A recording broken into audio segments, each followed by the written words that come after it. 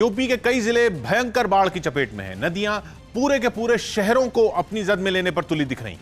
लोग घरों में ही कैद हैं, जिनके पास न पीने का साफ पानी है, न बिजली है और न खाने पीने का सामान बचा है। प्रयागराज में हजारों लोग ऐसे हैं जो कई दिनों से घरों में ही फंसे हैं और पानी के कम होने का इंतजार कर रहे हैं। घरों में फंसे हुए लोगों को निकालने के लिए एनडीआरएफ की कई टीमें लगातार रेस्क्यू ऑपरेशन चला रही हैं। प्रयागराज के कई रिहायशी इलाके ऐसे हैं जहां दूर दूर तक केवल पानी ही पानी दिखाई देता है। घरों की पहली मंजिल पूरी तरह पानी में डूब चुकी है।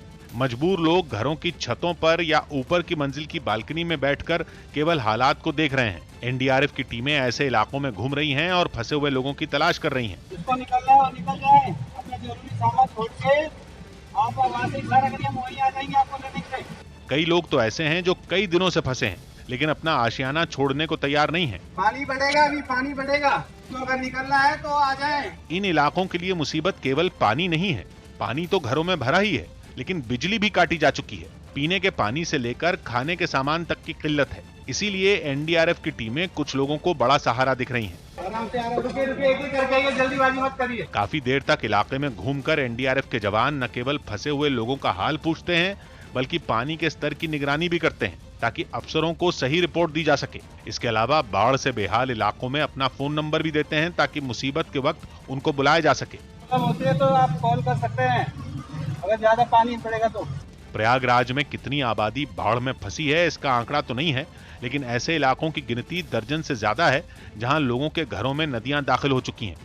और कुछ ऐसा ही हाल वाराणसी का भी है, जहां गंगा नदी इस बार बेहद गुस्से में है। न कहीं घाट बाकी बचे हैं, न ही घाटों के किनारे बने मंदिर दिखाई दे रहे हैं।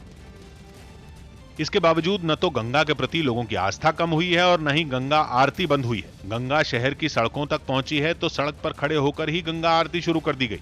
गंगा आरती का ये दृश्य हैरान करने वाला है। पहले जैसी जोत, घंटों की ध्वनि और शंखनाद की आवाज। फर्क बस इतना है कि इस बार आरती करवाने के लिए गंगा नदी लोगों के घरों तक पहुंची हुई है। आरती के लिए जो आसन लगाया गया वो भी पानी के बीच ही रखा गया। यूपी के बलिया में भी गंगा नदी गांवों में दाखिल हो चुकी है।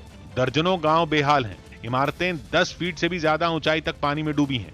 नावों के सहारे जिंदगी चल रही है और फंसे हुए लोगों की सारी उम्मीदें एनडीआरएफ की बचाव टीमों पर टिकी हैं। हालांकि सरकारी महकमे नदी को रिहायशी इलाकों तक पहुंचने से रोकने की कोशिश करने में अब भी जुटे हैं, लेकिन अब तक ऐसी कोई कोशिश कामयाब नहीं हो पाई है। यूपी के मिर्जापुर के भी हालात कुछ अलग नहीं है। मिर्जापुर में भी 50 से ज्यादा गांव ऐसे हैं जहां गंगा नदी दाखिल हो चुकी है। सड़क, खेत, मैदान सब कुछ जलमग्न है। दूर दूर तक पानी के अलावा कुछ भी दिखाई नहीं देता।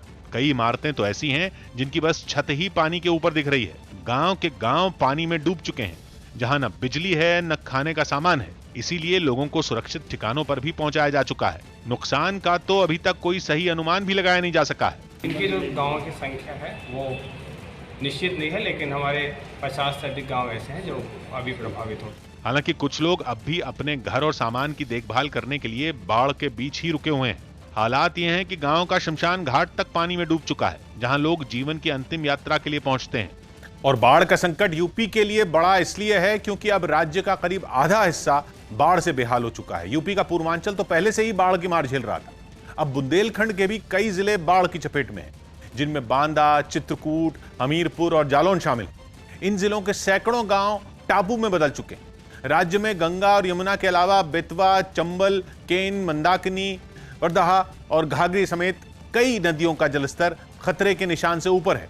इसीलिए एनडीआरएफ के साथ कुछ जगहों पर सेना को भी राहत और बचाव के काम में लगाया गया है। राज्य के कई हाईवे ऐसे हैं जो कई फीट पानी में डूब चुके हैं, जिसकी वजह से राहत सामग्री पहुंचाना भी मुश्किल है। अब तक करीब 5000 लोग ऐसे हैं जिन्हें राहत शिविरों में पहुंचाया जा चुका है। इस बीच यूपी के सीएम योगी आदित्यनाथ ने बाढ़ से प्रभावित जिलों का हवाई सर्वेक्षण किया। खासतौर पर उन्होंने जालौन और उसके पास के जिलों में बाढ़ से हुई तबाही का हाल देखा। ये वो इलाके हैं जहां बाढ़ ने सबसे ज्यादा नुकसान पहुंचाया है। जालौन में बड़े बड़े रिहायशी इलाके पानी में डूबे हुए दिखने लगे। हजारों लोगों की जान बचाने के लिए उन्हें घरों से निकालकर राहत शिविरों तक पहुंचाया जा चुका है। हवाई सर्वेक्षण के बाद योगी आदित्यनाथ बाढ़ राहत शिविर में भी पहुंचे, जहां उन्होंने लोगों को राहत सामग्री बांटी। इसके अलावा अफसरों के साथ हुई बैठक में पीड़ित लोगों तक जल्द से जल्द मदद पहुंचाने के निर्देश भी दिए। सौभाग्य की एक बात यह है कि यूपी का 1/4 इलाका हर साल बाढ़ की चपेट में आता है और बाढ़ प्रभावित इलाके में 20% वो हिस्सा है जिसे बाढ़ से बचा पाने में सिंचाई विभाग ने भी हाथ खड़े कर दिए हैं, क्योंकि वो इलाके नदियों के डूब क्षेत्र में बस गए हैं जहां औसतन हर साल 400 करोड़ से ज्यादा का नुकसान होता है, जिसकी शुरुआत इस साल भी हो चुकी, क्योंकि पहाड़ों पर बारिश और बांधों से पानी से छोड़े जाने के बाद गंगा, यमुना, चंबल और घाघरा समेत यूपी की ज्यादातर नदियां उफान पर हैं।